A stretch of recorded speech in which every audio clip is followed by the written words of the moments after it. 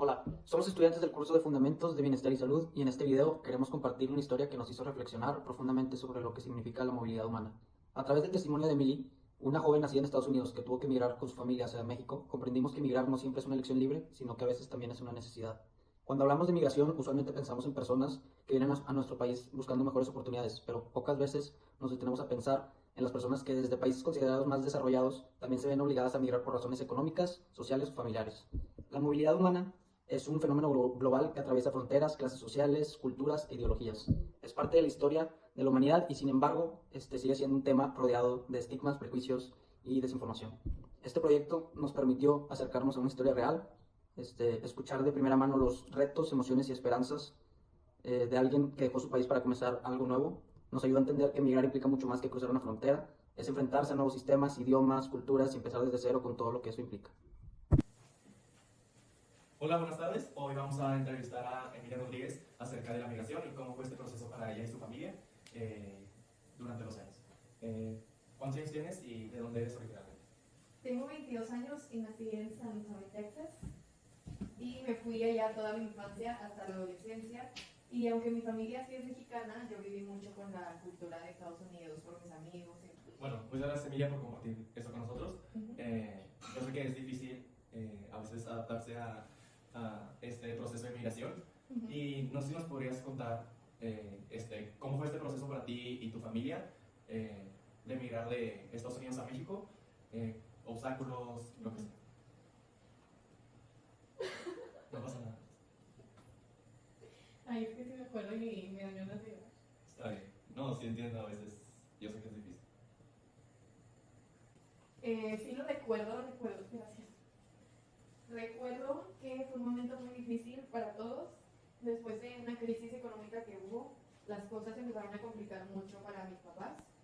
Mi papá trabajaba en carpintería y poco a poco fue perdiendo clientes por esta crisis económica que hubo. ¿Y crees que algún factor haya sido racismo o algo así? Probablemente sí, yo creo, porque donde estábamos, pues, digo que sí había muchos mexicanos, mucha gente como que era... Sí se veía. Sí, se daban cuenta. Y pues mi mamá también trabajaba a veces en una cafetería, horas extra, y ya hubo un momento donde ya no podían pagar y estaban como endeudados. Y luego mi papá se enfermó, pues, tuvo unas complicaciones del corazón y pues ya estando allá ya no era sostenible quedarnos. Entonces mis abuelos vivían acá en Monterrey y nos dijeron pues que nos viniéramos. Y al principio pues mis papás y acá yo no queríamos porque pues estábamos acostumbrados a la vida de allá, pero después de cómo todo se empezó a poner muy grave, decidieron pues venirnos a México y encontrar nuevas oportunidades. ¿Y crees que los problemas de salud de tu papá hayan sido factores o causas del estrés de los problemas económicos o algo así? No sé, pero mi papá sí trabajaba muchas horas, a veces hasta llegaba muy tarde a la casa y a lo mejor sí, pero no sé. Bueno, que tú y tu familia decidieron venirse acá con tus abuelitos, ¿cómo fue este proceso de llegar a sentarse, a adaptarse aquí a lo que es México? Pues fue un poco difícil porque, como te digo, toda mi vida había vivido allá en Estados Unidos y fue un poco fuerte al principio porque pues era adaptarse. Y haz cuenta que llegamos ese día, ya habíamos vendido todo, ya nos despedimos de Estados Unidos, nos venimos, nos quedamos a vivir con mis abuelos por varios meses. Y recuerdo que yo me sentía como muy extraña porque para la edad en la que me vine pues ya todo el mundo tiene amigos, ya todos están... Que fueron como 16, 17 años, ¿no? Sí, ajá.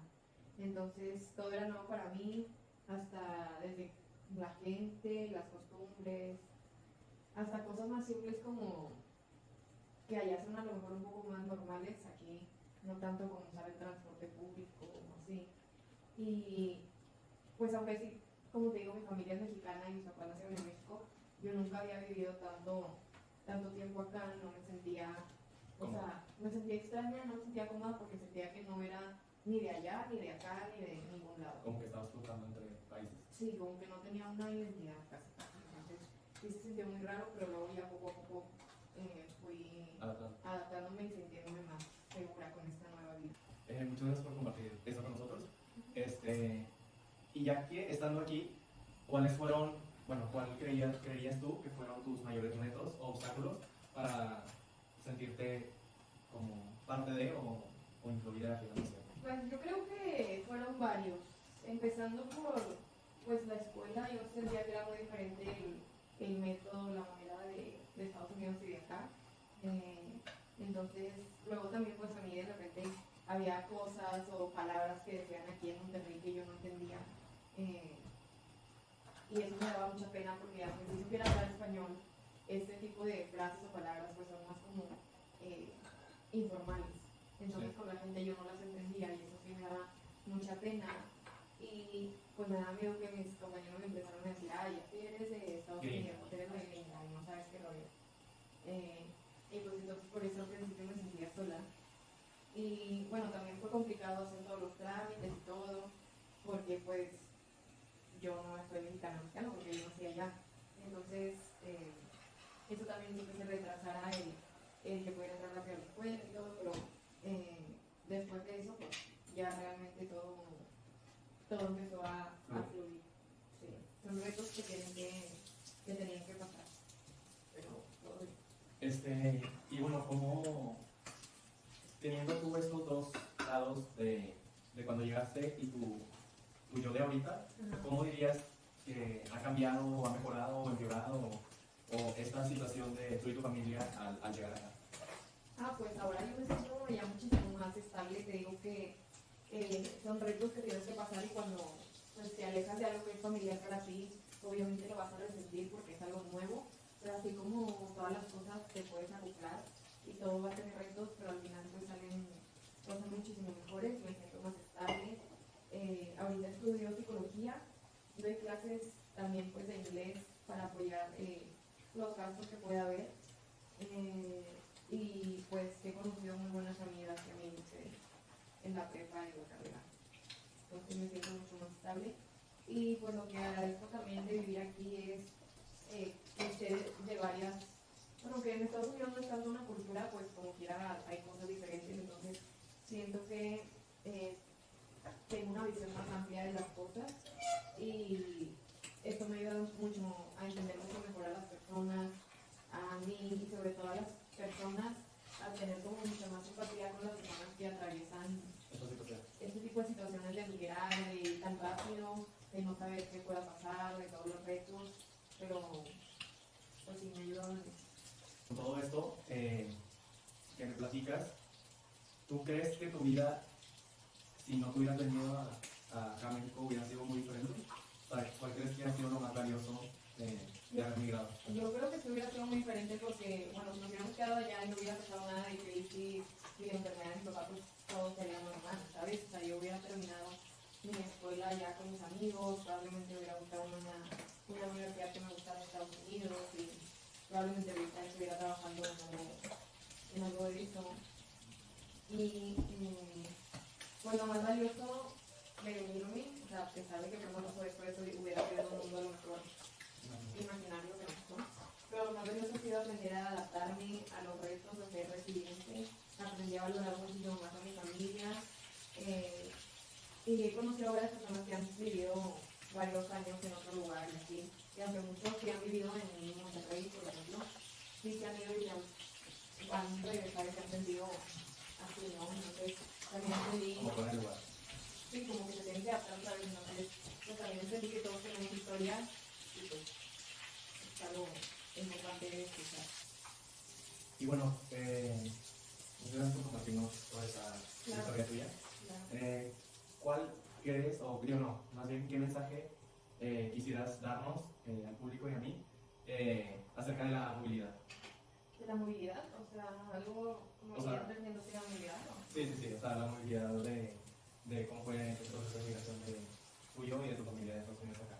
Bueno, pues si yo le pudiera decir algo a la gente, yo creo que me gustaría que la gente entendiera que emigrar o la movilidad a veces no es una elección, muchas veces es una necesidad y pues cuando es necesidad pues a veces no lo haces por gusto. Y muchas veces por eso mismo que es una necesidad y de por sí ya te estás sintiendo mal y con muchos cambios, lo que más quisieras es que cuando llegues a ese nuevo país, lo que más que necesitas es que no te juzguen, que te apoyen, que te escuchen, que te entiendan, pero tú también estar, como tú también Abierto. aceptar esto y entender que es normal, es un proceso y que, como te decía, o sea, nos quitamos de algo que es familiar para ir a algo nuevo. Es normal que reaccionemos y la mente y el cuerpo y todo. Sea una, De manera como difícil. o sea, que es como una, un nueva, shock. es una nueva experiencia, pero no quiere decir que sea malo.